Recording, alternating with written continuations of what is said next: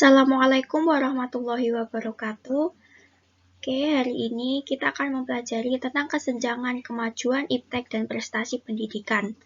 Mata kuliah Filsafat Ilmu dengan dosen pengampu Bapak Sutiyono MPD.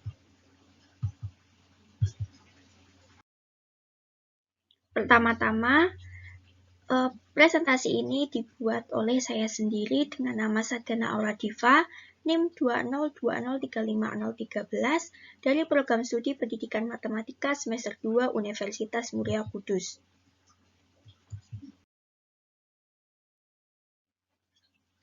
Selanjutnya, kemajuan iptek di dunia. Ada dua masa kemajuan iptek yang ada di dunia ini. Yang pertama yaitu sebelum abad ke-20. Pada revolusi industri terjadi perubahan atau revolusi dalam produksi barang, jasa, atau industri. Perkembangan teknologi mesin seperti mesin uap meningkatkan produktivitas pekerja. Perkembangan teknologi transportasi membuat perpindahan orang dan barang menjadi lebih cepat.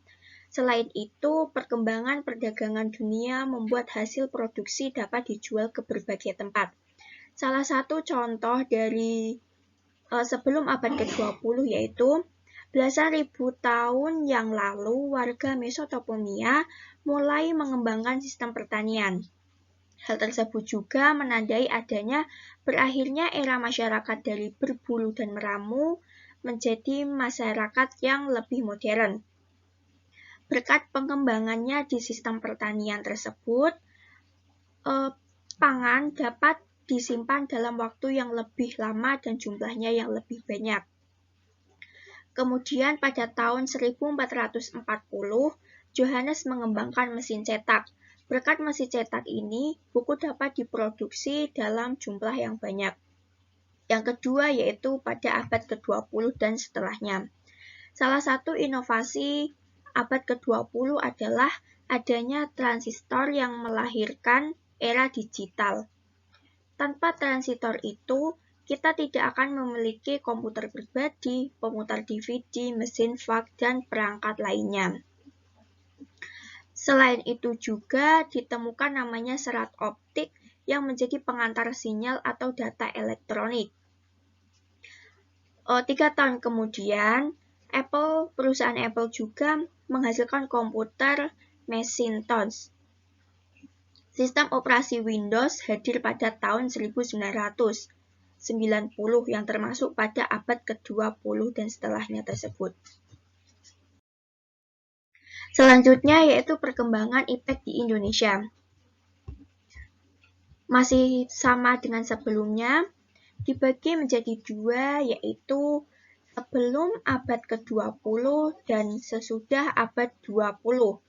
Sebelum abad ke-20, contoh inovasinya yaitu seperti membuat teras ring oleh nenek moyang kita, kemudian perahu layar. Selain itu, pada bidang busana dan arsitektur seperti rumah adat dan candi-candi megah.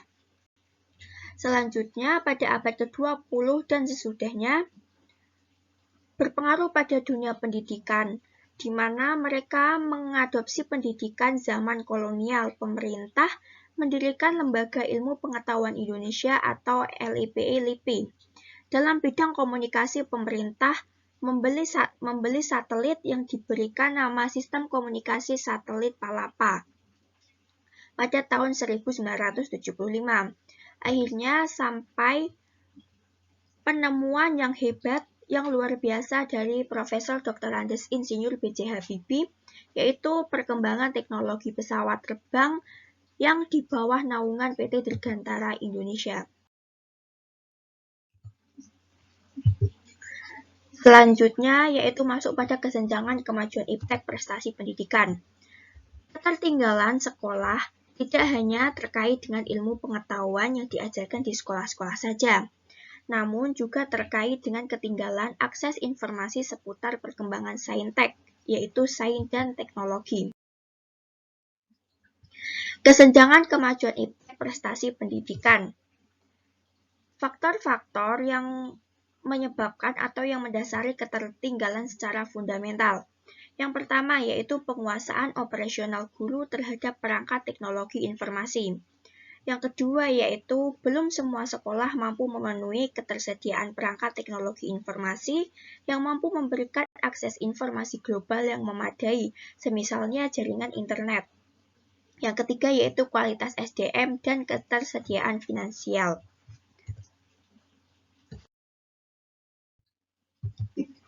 Selanjutnya, ketertinggalan yang sudah dijelaskan tadi tersebut berkolerasi pada prestasi pendidikan yang terjadi di Indonesia.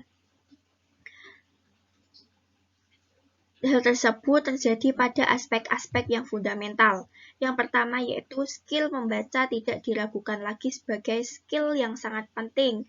Dari data terlihat bahwa budaya baca kita begitu rendah. Budaya baca terkait kemauan atau memaksa diri untuk membaca buku, untuk membeli buku, atau kemauan sendiri untuk meluangkan waktu untuk membaca, semakin tahun semakin rendah. Jika dicermati faktanya, dalam keseharian kita yang kita temui, kita lebih mudah menginvestasikan kemampuan finansial kita, menginvestasikan waktu kita untuk hal-hal yang tidak berhubungan dengan pengembangan diri, ataupun yang berhubungan dengan ilmu pengetahuan, lebih cenderung pada pemenuhan nafsu dan jalan-jalan, dan tuntutan tren lifestyle. Yang kedua, yaitu kurangnya kemampuan matematika. Padahal kemampuan matematika sangatlah penting karena kemampuan berhitung sangat menunjang disiplin ilmu lainnya atau disiplin ilmu manapun. Yang ketiga yaitu kurangnya logika dan sistematika berpikir seseorang, yang demikian dikatakan banyak pakar pendidikan. Selanjutnya yaitu dilihat dari kemampuan problem solving. Hal ini terkait juga kemampuan riset. Kemampuan riset di dalamnya mencakup kemampuan pemecahan masalah atau problem solving. Kemampuan riset yang dimiliki oleh siswa akan berpengaruh pada upaya penemuan-penemuan baru yang datang dari pendidikan. Sayangnya, hal-hal penting yang dimasukkan tersebut tidak terdapat dari siswa zaman sekarang, jadi menyebabkan ketertinggalan kesenjangan iptek yang berkolerasi dengan prestasi pendidikan yang ada di Indonesia sekarang.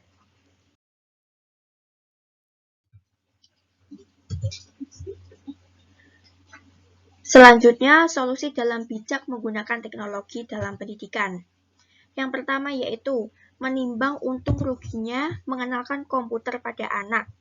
Pada akhirnya memang amat tergantung pada kesiapan orang tua dan mengenalkan ataupun mengawasi anak saat bermain komputer.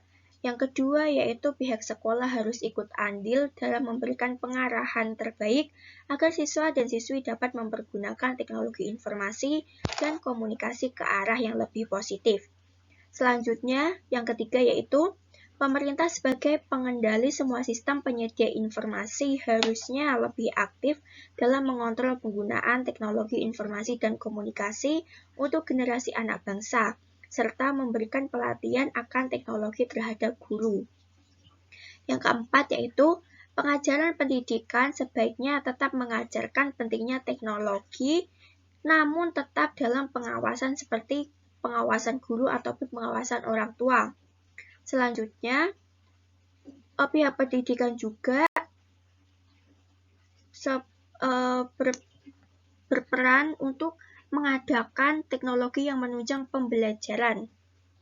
Selanjutnya, solusi yang kelima, teknologi lebih dimanfaatkan untuk menunjang pembelajaran pada siswa sehingga membantu mereka dalam berprestasi.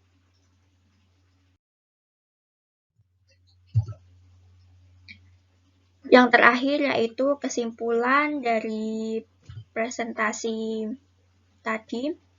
Perkembangan iptek di dunia maupun Indonesia dibagi menjadi dua masa, yaitu sebelum abad 20 dan sesudah abad ke-20.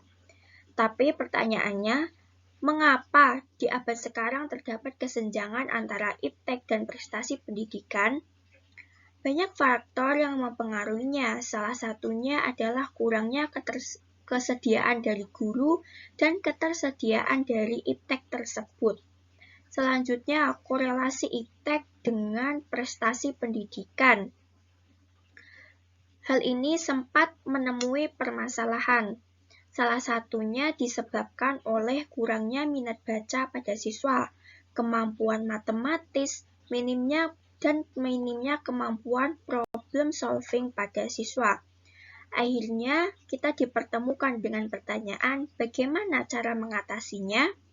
Solusi yang dihadirkan adalah salah satunya yaitu diperlukan peran dari orang tua, pihak sekolah sendiri, ataupun pemerintah, seperti contoh pengadaan iptek dalam sekolah, sehingga dapat menunjang pembelajaran yang diharapkan dan akan meningkatkan prestasi siswa.